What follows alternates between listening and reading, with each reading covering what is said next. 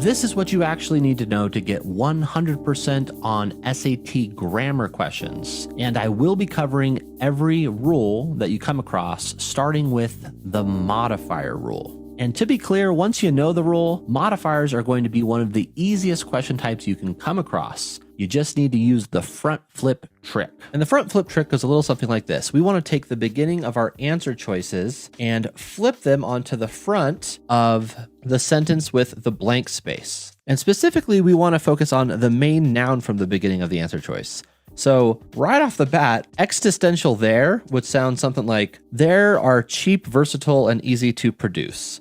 That doesn't really make sense. So a little bonus hack for you, the word there is never going to start off your answer. Choice B, problems would be the main subject. So problems are cheap, versatile, and easy to produce. That doesn't really make sense. And then choice C would also be problems. And another bonus hack for you, if you have two answers with the same main subject, you could eliminate both of them. So finally, choice D, we have plastics are cheap, versatile, and easy to produce. That makes sense. So our answer has to be choice D here. And if you think modifiers are easy now, the next concept is probably the easiest concept you're going to come across on the SAT. And that is subject-verb agreement. The reason being is you can use something called the odd verb out trick, and you don't even have to look at the text to get the correct answer. And the odd verb out trick goes a little something like this. As soon as you notice that you have verbs as all of your answer choices, you are going to think to yourself, let's ignore the text and let's consider the words they and she. And then you are going to connect to the verbs in the answer choices. For example, we would say they fascinate, and we would say she has fascinated, she fascinates, and she is fascinating. In this case, the odd verb out is fascinate because it's the only one that connects to they, and it would be your answer. Let's look at another one. This time instead of she, we'll use he, and basically you could use either he, she, or it. In this case, we would have they are, they were, they have been, and you would have he was. So our odd verb out now is was because it's the only one that connects to he. And again, it's our correct answer. Now, if you try to employ this trick and you notice that one of the answer choices is not working with either, or one of the answer choices is actually working with both, now you know that you're dealing with verb tense. And for verb tense, go through this process. First, going through the answer choices, read aloud in your head. The majority of my students can get these correct as long as they read out loud in their head. Just make sure that you do go to the end of the sentence. If you're still confused after that and trying to decide between answers, look for surrounding context. Context we might be looking for includes time-based words such as yesterday, or you're looking for other verbs and trying to match the tense of those verbs. So on this question, for example, you might notice 1927 indicating the past. You might also notice the past tense marked, the past tense was, the past tense premiered. So if we're looking for simple past tense, boom, we've got simple past tense right here with choice B, developed. And then as far as trickery goes in this category, some of the hardest verb questions on the SAT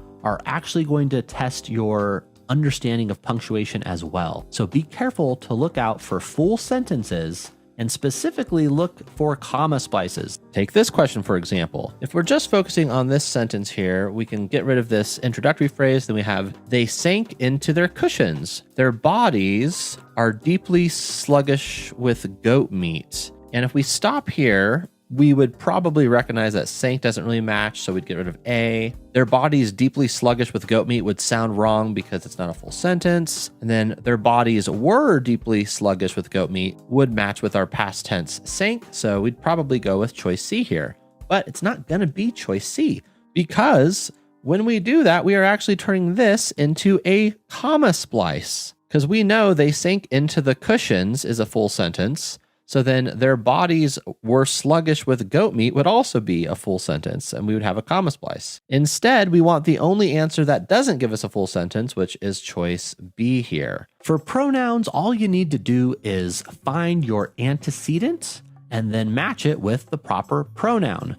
Your antecedent simply being the original noun that the pronoun is supposed to replace. So here, for example, starting from the beginning of the sentence, we have many traditionalists criticized the motorized vehicles because they considered blank dangerous. Motorized vehicles would be my antecedent that I'm replacing. So I want a plural object. My only plural object here is going to be them. So my answer is going to be choice A here. Be careful though, because some of the harder ones are going to look more like this, where the antecedent is kind of hiding from you. And to make things easy, get rid of any sort of non-essential information. A dash sandwich would signify non-essential information. We could also ignore the second half of this plural object here. And then we're basically saying when a specialized market requires massive expenditures, blank a minimal number of. So a specialized market is my antecedent in this case. A specialized market is singular. So we don't want these, we don't want they. And then it often consists of, or this often consists of. This is a weird one because it's normally going to be pointing to something nearby. And for something like specialized market, we would want to actually repeat this specialized market. So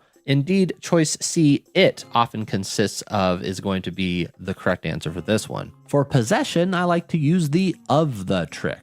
So using the of the trick, we would say the powerful articles of the journalist. That does make sense. They should be possessed. So choice A is out of here.